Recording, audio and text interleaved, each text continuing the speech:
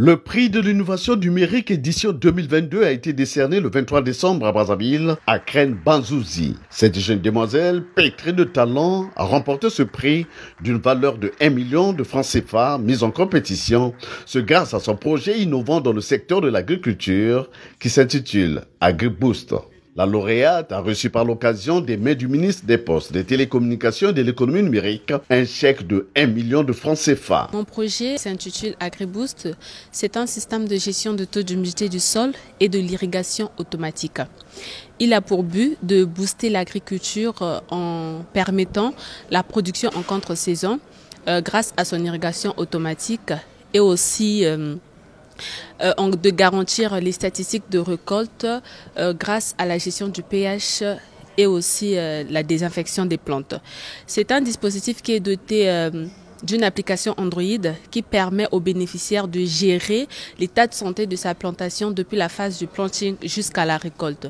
Mais le système peut aussi fonctionner d'une façon autonome. Donc il nous permet de booster, de faire la production en contre-saison et aussi réduire l'effort physique des agriculteurs. Le chef de l'État, il martèle surtout sur la mécanisation de l'agriculture, sur sa vision du PND 2022-2026. Donc nous devons bannir cette agriculture qui est traditionnelle, qui est encore très visible dans notre pays. Le deuxième prix, quant à lui, a été remporté par Dajora Foutou-Mouyombo avec son projet d'autonomisation d'un incubateur néonatal intelligent. Ce prix lui a été remis par le ministre des Sports, de la Jeunesse, de l'Instruction civique et de l'Emploi. Ce projet vise à pallier au problème du vol des bébés, la confusion des bébés et surtout sur le taux de mortalité chez les prématurés. J'ai suivi dernièrement à la télé le ministre de la Santé et de la Population qui s'est plaint du fait de taux élevés des prématurés.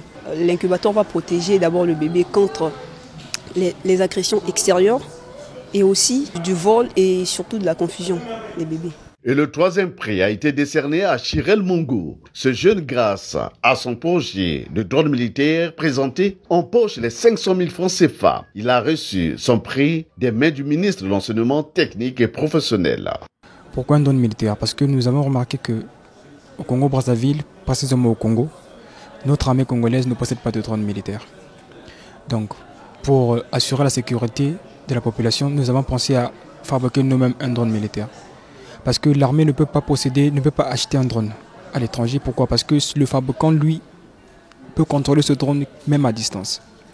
Voilà pourquoi c'est mieux que des informations confidentielles ou encore des informations sensibles comme ceux de l'armée doivent être conçues par des Congolais. Voilà pourquoi nous avons pensé à concevoir un drone qui va faire la surveillance nationale. Mon sentiment le plus fort, c'est que ce projet-là ne s'arrête pas seulement au prix. Parce que le prix, c'est beau, oui, mais le plus beau, c'est la concrétisation du projet. En sus des chèques, les trois lauréats ont aussi bénéficié respectivement chacun d'un ordinateur, d'un diplôme de participation et d'une attestation d'assurance santé d'une durée de 6 mois offerte par NCA Assurance. Les 11 autres ayant participé à cette compétition, couplés au programme de formation Shift for the Future de Huawei, ont bénéficié des attestations de participation en guise de récompense. Le prix de l'innovation numérique est créé pour promouvoir la culture de l'innovation dans le domaine des technologies émergentes. C'est ainsi que le ministre en charge du numérique entend s'engager à accompagner les meilleurs projets jusqu'à maturité. Sous les feux du dynamisme indéniable de notre écosystème, la loi numéro 71/2022 du 16 août 2022 portant attribution du label Start-up du numérique et de l'innovation technologique, récemment promulguée, est l'illustration parfaite par laquelle le président de la République, chef de l'État, son Excellence M. Denis Sassou Nguesso, entend offrir de nombreuses opportunités à notre jeunesse en promouvant le développement des start-up. À cette occasion qui nous réunit ce jour, je réaffirme mon engagement à accompagner jusqu'à maturation les meilleurs projets. Je sais combien il était difficile pour le jury de départager les porteurs des projets dont les qualités se valaient, se côtoyaient en ingéniosité. Preuve supplémentaire que notre pays regorge de nombreux talents dans le secteur du numérique. Ce prix, couplé avec le programme Seed for the Future de Huawei, s'avère un catalyseur de l'éveil de la jeunesse congolaise qui aspire à un bel avenir. Ce prix, disais-je, raffermit davantage la coopération dans le domaine du numérique entre la République de Chine et la République du Congo, a dit l'ambassadeur de Chine au Congo. Lors du 20e congrès national du Parti communiste chinois qui vient de se clôturer, le secrétaire général Xi Jinping a souligné que la science et la technologie sont la première force productive, que les talents sont la première ressource de développement et que l'innovation est le premier moteur. Les talents de haut niveau sont au cœur du développement numérique.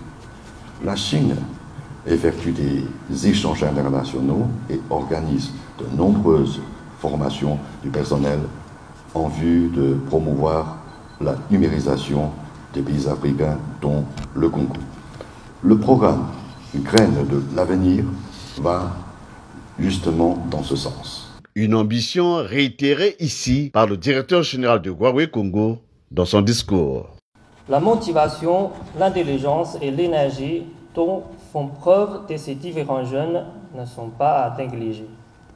D'où mon appel de ce jour à l'ensemble des partenaires du gouvernement congolais en général et de notre ministère de tutelle en particulier ne point hésiter. Chacun dans son domaine d'expertise et dans la mesure de ses capacités de manifester sa volonté dans l'accompagnement de ces jeunes en vue de la réalisation de leurs projets respectifs. En marge de cette cérémonie, le ministère des Postes, des Télécommunications et de l'Économie numérique et la société chinoise Huawei Technologies ont signé un mémorandum d'entente pour l'établissement d'un cadre de coopération dans le but de réduire la fracture numérique et accélérer le développement digital dans les zones rurales au Congo.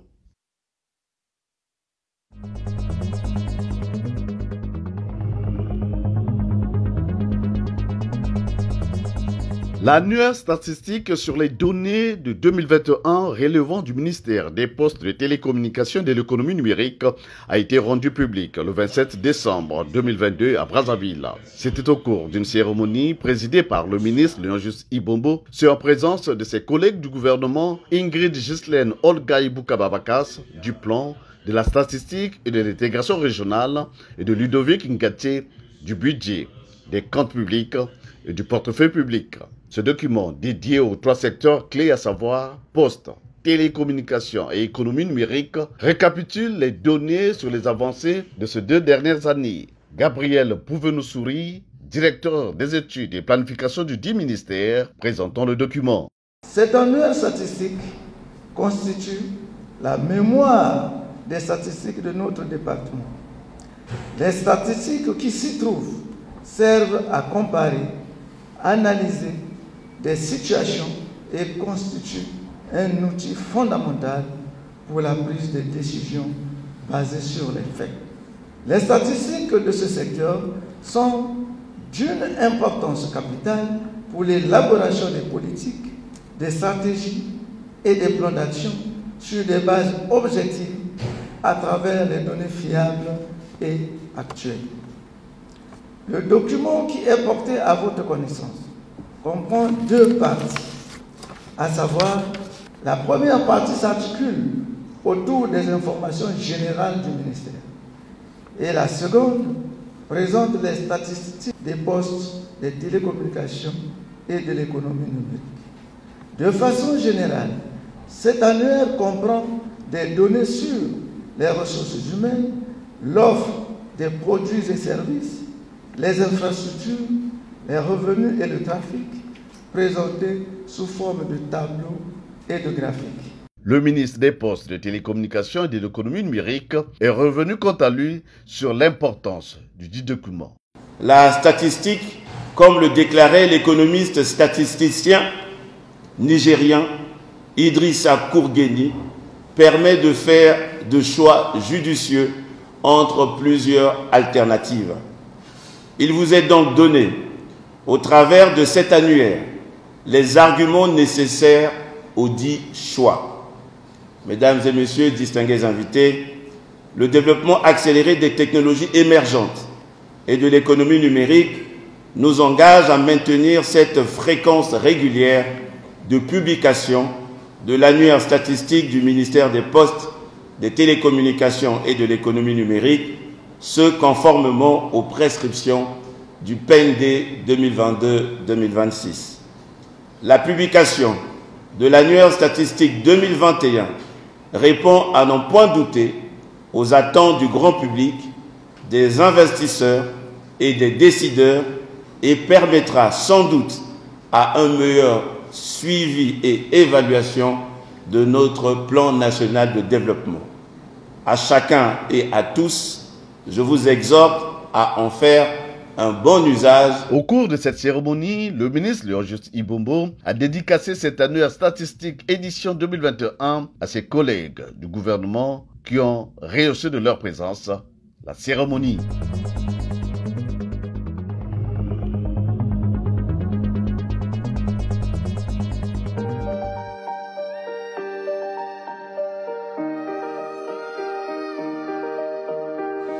Merci pour votre question. Je tiens déjà à rappeler que la mission qui a été conduite en septembre avait deux objectifs. Le premier, c'était de rencontrer notre homologue, le coordonnateur du projet CAB RCA.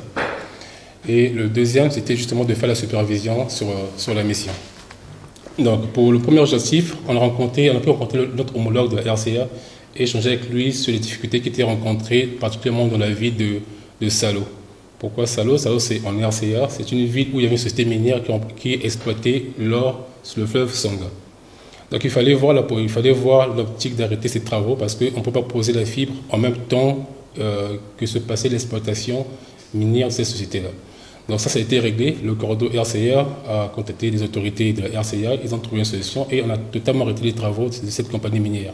Ce qui a permis au projet Cap Congo de poser la fibre entre Bayanga et Salo, toujours en RCA.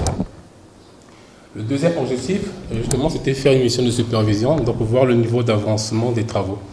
Donc nous sommes allés de Pokola au Congo. Nous sommes montés jusqu'à Kabo, ensuite Bomassa sur la partie congolaise dans le 3 sites techniques. Et ensuite nous avons traversé le Congo pour aller en RCA. Nous avons fait Lidjombo, Bayanga et Salo. Donc lors de cette mission, nous avons évalué à peu près à 75% le taux d'avancement des travaux. Donc là, c'était en septembre. Là, aujourd'hui, on est en décembre. Et en décembre, on est à 98% de taux d'exécution des travaux. Donc ce qu'il nous reste à faire, essentiellement, ce sont les tests de continuité. C'est-à-dire est-ce que le signal va de la partie congolaise à la partie RCA. Donc c'est ça le gros du travail qu'il nous reste à faire. Donc aujourd'hui, on est à plus de 98% d'exécution des travaux de ce réseau qui relie le Congo et la RCA.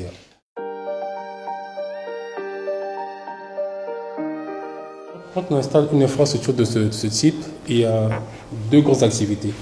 La première activité, c'est la partie génie civil et la partie équipement. Donc on construit les sites, on installe les équipements, on s'assure que tout était installé selon les règles de l'art. Ensuite vient la phase de test. Donc actuellement, nous, on est sur la phase de test d'interconnexion entre le Congo et la RCA. Pourquoi cette phase de test? Parce que nous avons construit, nous, le Cap Congo, jusque dans les eaux de la République centrafricaine. C'est environ 150 km. Mais les équipements que nous avons installés sur cette partie sont des équipements de notre fournisseur. Donc c'est Huawei, l'entreprise Huawei qui a installé les équipements là-bas. Et en RCA, c'est aussi un autre équipementier qui a installé des équipements qui s'appelle Tayan, une société coréenne. Donc c'est de voir la faisabilité, en tout cas l'interconnexion réelle entre ces deux réseaux. Donc là, toute l'installation est faite, les sites sont construits, les équipements sont installés, les générateurs sont installés. Maintenant, c'est justement la phase de test qui nous reste à réaliser.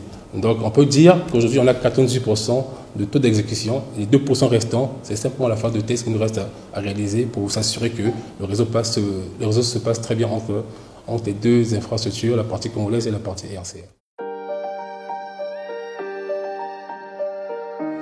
Le 16 janvier, c'est la phase de test. Donc si les tests se déroulent correctement, il n'y a pas de couac. La prochaine étape, c'est la réception de l'ouvrage. La réception de l'ouvrage, il y a la réception technique qui se fera entre les techniciens. Mais il y a aussi, bien sûr, ce sont des ouvrages des États. Il y a aussi la réception politique, je dirais. Donc il y aura certainement le ministre, notre ministre de tutelle, M. Léon-Juste Ibombo, qui sera présent lors de cette cérémonie de réception de l'ouvrage qui va relier le Congo et la RCA. Merci pour cette question. Je considère que cela fait partie des activités de 2023 parce que nous avons lancé un appel d'offres pour recruter une entreprise qui allait construire un centre de données numériques qu'on appelle en anglais un data center. Et le recrutement a donné comme adjudicataire l'entreprise SEMEC, une entreprise chinoise. Et comme on l'avait dit, nous avons signé le 9 décembre le contrat qui lie le gouvernement congolais avec l'entreprise SEMEC. Donc il est prévu un début des travaux pour le mois de janvier. Donc les travaux ont une durée d'1 année. Et on ne peut pas faire ces travaux sans qu'il y ait un contrôleur des travaux. Nous avons également aussi signé un contrat avec un contrôleur des travaux qui va justement superviser la construction de ce centre de données, qui en fait est un bâtiment de R+3, qui va comporter des équipements numériques de sauvegarde de données, et également aussi des groupes hétérogènes, des systèmes de refroidissement. Donc voilà, un peu, je peux dire que c'est un centre de données qui sera de niveau tier 3. Ça veut dire quoi, tier 3, ça veut dire que c'est un data center qui peut se permettre une coupure maximum de 96 minutes par année. Vous imaginez, 96 minutes par année de coupure maximum. Donc il faut que tous les équipements soient redondants pour que ce réseau soit totalement fiable, pour que cette infrastructure soit totalement fiable. Le site est-il déjà trouvé? Oui, le site de construction du centre de données a été obtenu par décret présidentiel, hein, je tiens à le rappeler. C'est un site qui est ici à Brazzaville. Il était prévu qu'on ait un site principal et un site secondaire, mais nous allons commencer d'abord par le principal, qui est basé pas très loin de l'Institut français. Donc voilà, le site est déjà obtenu.